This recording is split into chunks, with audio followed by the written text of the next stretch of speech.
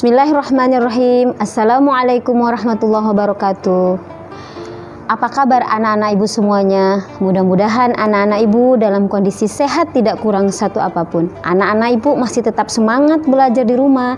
Anak-anak ibu masih tetap semangat beraktivitas. Dan yang satu ini, tidak lupa anak-anak ibu masih tetap semangat, tidak akan jenuh untuk beribadah dan berdoa. Baik anak-anak ibu, bertemu lagi dengan Ibu Ana di sini. Kita akan melanjutkan pembelajaran kita, yaitu tema 1, subtema 2, muatan SBDP. Di pertemuan sebelumnya, anak-anak ibu sudah belajar tentang gambar ilustrasi. Di pembelajaran saat ini ada kaitannya dengan gambar cerita seperti yang sudah kita pelajari di pertemuan sebelumnya. Baik anak-anak ibu, saksikan videonya. Tetap berada di sini untuk mengikuti video pembelajaran selanjutnya. Assalamualaikum warahmatullahi wabarakatuh. Kita bertemu lagi di pembelajaran SPDP, yaitu kita akan membahas tema 1, organ gerak hewan dan manusia.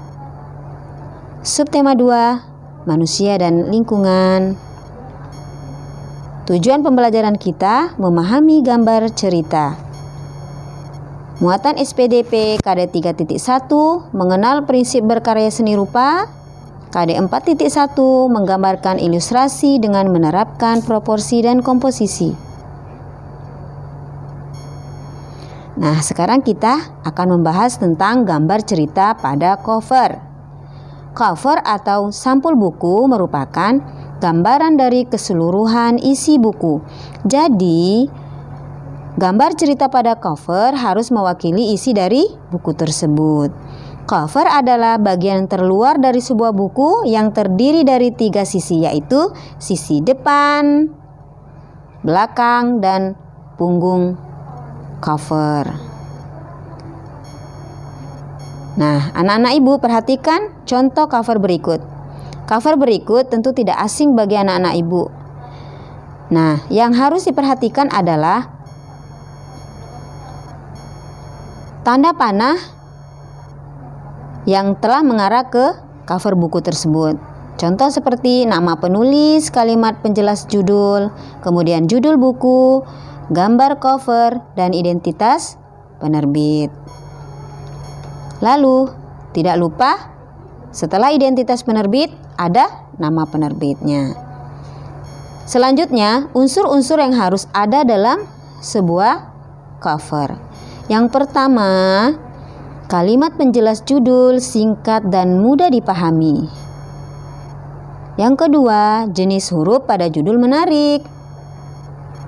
Yang ketiga, jangan lupa nama penulis.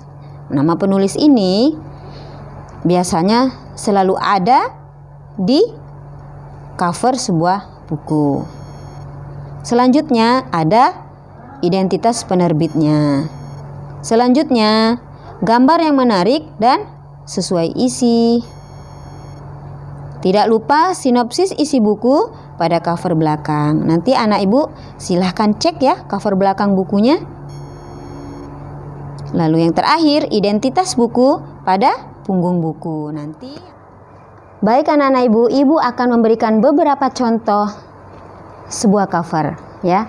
Salah satunya adalah cover yang bisa anak-anak ibu temui di lembar terdepan buku pelajaran anak ibu di rumah. Seperti gambar di samping.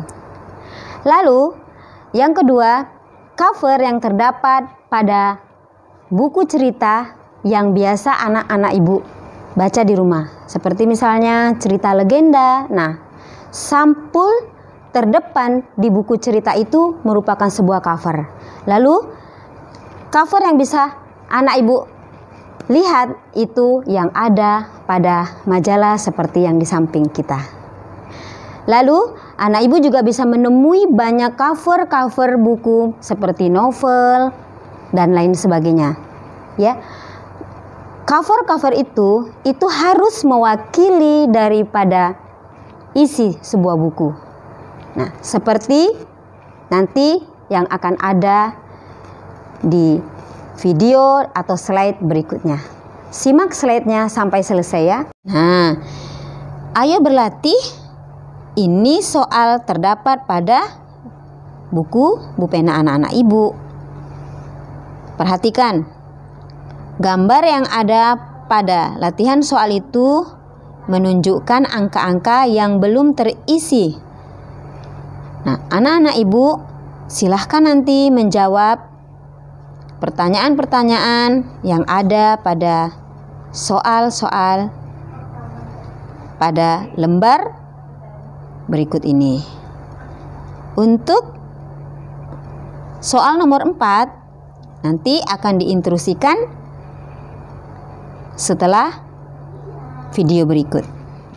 Tugas anak-anak ibu adalah buatlah sebuah gambar cerita pada cover buku seperti perintah soal yang ada di halaman 34 buku pena anak-anak ibu di nomor 4. Satu hal yang perlu anak ibu ketahui bahwa ketika anak-anak ibu membuat sebuah gambar cerita pada cover buku, maka poin penting yang perlu anak ibu ketahui bahwa tema harus anak-anak ibu sesuaikan dengan cover atau isi sebuah buku. Artinya cover sebuah buku itu harus mewakili dari isi buku. Jadi cocokkan kira-kira anak ibu itu membutuhkan atau menginginkan tema yang seperti apa. Nah, tema itu nanti anak ibu padu padankan dengan cover yang akan anak ibu buat.